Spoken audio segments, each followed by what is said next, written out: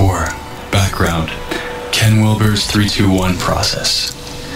While I was at NHB, Scott Kiloby introduced me to a way of working with shadows, specifically shadows associated with particular people and their particular qualities.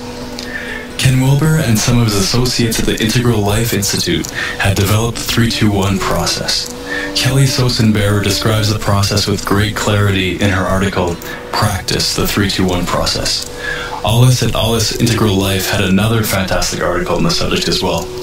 Kelly writes that the 3-2-1 process involves the following steps.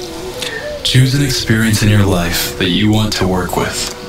It's often easier to begin with a person with whom you have difficulty. For example, a lover, a relative, or a boss. This person may irritate, disturb, annoy, or upset you. Or maybe you feel attracted to, obsessed with, infatuated with, or possessive about this person. In any case, choose someone with whom you have a strong emotional charge, whether positive or negative. Face it. Now imagine this person. Describe those qualities that most upset you, or the characteristics that you are most attracted to using third-person language, he, she, it. Talk about them out loud or write it down in a journal. Take this opportunity to let it out. Don't try to be skillful or say the right thing. There is no need to sugarcoat your description. The person you are describing will never see this. Talk to it. Begin an imaginary dialogue with this person. Speak in second person to this person, using you language. Talk directly to the person as if he or she were actually there in the room with you. Tell them what bothers you about them. Ask them questions like, why are you doing this to me? What do you want from me? What are you trying to show me? What do you have to teach me? Imagine their response to these questions.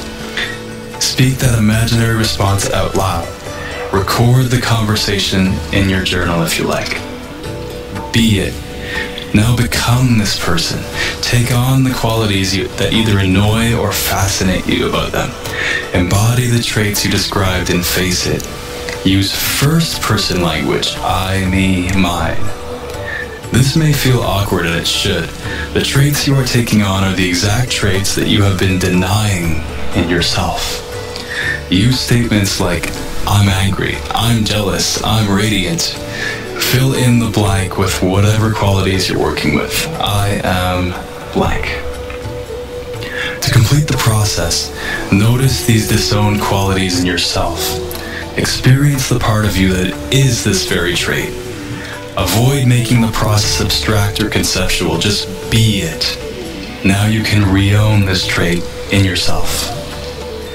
There's a great logic to this process, which Wilber lucidly explains in his book Integral Spirituality.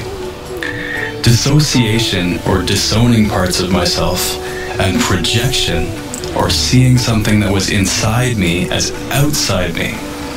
The processes by which conscious contents become unconscious shadows proceed in a specific sequence. It starts in the first person with I or my. A feeling comes up in me, and I see it from the first person perspective. For example, I'm angry, or this is my anger. However, for whatever reason, something in me does not want to own this anger, or shame, or fear, or whatever it is, because it sees it as a threat.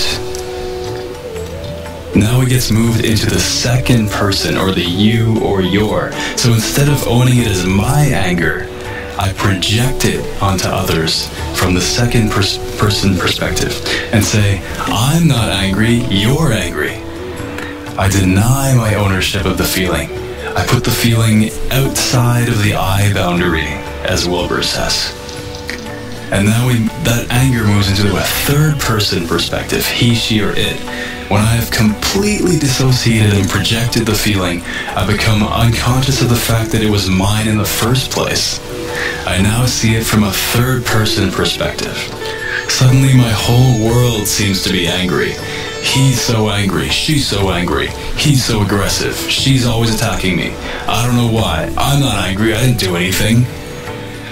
Thus, projection and dissociation involves some content of my mind moving from first-person consciousness to a second-person intermediary state, and finally to the third-person view, in which it is totally disowned. My original ownership is unconscious. And because this is the logic of the process that turns conscious contents into shadows, shadow integration must reverse it and work in the opposite direction. Starting with the content in third person, worded in she, he, or it terms, addressing it in the second person, in you and your terms, and finally re-owning it in the first person, in I and my terms. This is Wilber's 3-2-1 process in a nutshell, moving from third to second to first person. This approach is brilliant, and it works marvelously for projected and dissociated shadow feelings. However, the 3-2-1 approach left me with a key question. What about feelings that I wasn't actually projecting or dissociating, feelings I already saw were clearly mine? As it turns out, I already had two tools that could be helpful for these kinds of shadow feelings, namely the methods of two-way attention and shadow interrogation, and releasing the hold of the past on the present through forgiveness.